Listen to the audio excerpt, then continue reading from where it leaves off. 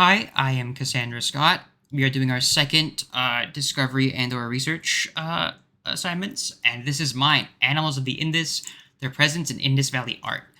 I was really intrigued by the art of the pieces we learned this week. Their relationship with animals in the Indus Valley was very unique from what I was seeing with both their figurines, their stamps, and their paintings on pots. Like this, I did this one, or I looked at this one for my weekly reflection.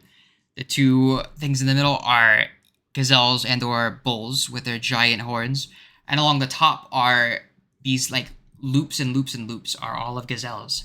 And I thought if they're being that intricate and deliberate with their use of animals in even just this painting, they must have a unique relationship with these animals. And that's what I found, especially with these deities, for example. They were frequently shown interacting with animals, around animals, or otherwise had animal-like features. These deities were often shown on seals with them, and these seals were sometimes shown that these deities were around or in shrines. As they would stamp them down, it would be symbolized to be in or around those religious sites. This in the middle is a deity with horns, which many animals, such as tigers, were horned in their depiction of animals. Tigers famously don't have horns. They are cats with stripes. So the researchers think that there is a very deliberate action of them having their deities, or some of their deities with horns, as well as their probably most adversarial animal around them would be like these tigers. So having such a unique relationship displayed with such a unique feature was very interesting to me. On this right side, there's a wheel of life on top and an elephant on the bottom, but there's a ungendered, kind of ambiguous god with a headdress on, fighting and holding two tigers by their necks. Once again, kind of having that relationship with their deities and these cats. This specific tablet is also the one on the top over here. It has another deity watching as a man fights and wins against this bull or water buffalo. Humans in pieces of animals were often shown to be adversarial and kind of domineering towards these cattle-like animals from what I saw. And the opposite was true with these big cats, like I explained, with their gods having a unique relationship shown with them.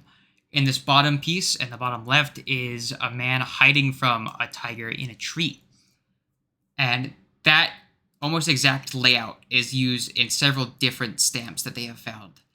The backside of the stamp is very similar to the one on the previous page with the god or goddess holding two tigers with the elephant beneath them. It just is a little bit more worn to time. But their anthropomorphized pieces are also really interesting to me because a lot of them seemingly were puppets or figurines. They were made to have movable heads, arms, and sometimes legs, using purposely made holes on the face of each limb. Like on the right here, you can see kind of jutting out from the shoulder, chest area. Also, that flat top around the head would be different areas that they could feed a rope, vine, or something else through to make it so that these pieces could move, even just a little bit. Many of the added human features were not ones you'd immediately expect. On that far right, it is a potbelly, because that animal, with it having a potbelly and also having an ichthyophallic feature right there, where it's meaning erect penis, was theorized to express a comedic intent as compared to other more serious-looking puppets or figurines might be used for. But also, at the top right here, this is a mask of a more human-shaped head with horns, but also it was having more cat-like fangs and teeth in their mouth.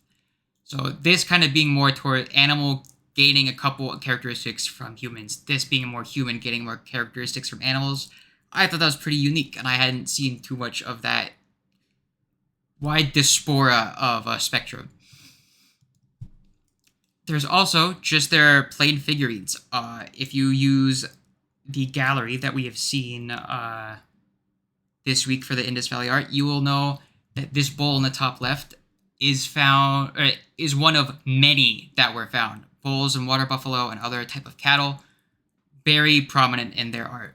However, we have also found that most, if not all, of like the major animals of that region are displayed in their art.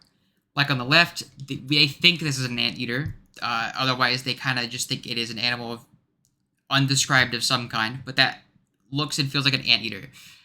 The one on the bottom here is a frog or toad. They had these depictions across a wide spectrum of different animals. I also found out that dogs, as opposed to cats, cattle, and everything else, were very rarely depicted. Their dogs were kind of mainly only used by the hunters and people outside of the main cities they had in the Indus Valley. So if you saw an art of theirs with dogs, you kind of knew that they were people having dogs, using them to hunt and gain food. But also, speaking of bulls, like in this top left here, I didn't know what that hump was for. In this cartoony one, I thought it, or not cartoony, but more stylized one, I just thought it was something that maybe they have worn. In this piece, which is a more refined, less stylized features and going kind of more towards an explicit representation, also had the bump though. Like, of course, it has its kind of more goblet feature with all of its body still being the shape, but with that hump there, I didn't know what that was. And I looked it up, and it's because the bulls that they have over there are mainly zebu bulls or other hump types of cow, which I didn't know were a thing. That was a fun thing to learn from their more accurate depictions of their art that I assumed was stylized, but looking further, realized was a really unique and direct piece of their representation of their animals in an accurate way. And thank you so much. I think that these people are very amazing with what they had done, and I am even more intrigued with their art after learning about it. I might have to just go dive in and learn some more myself. Thank you so much.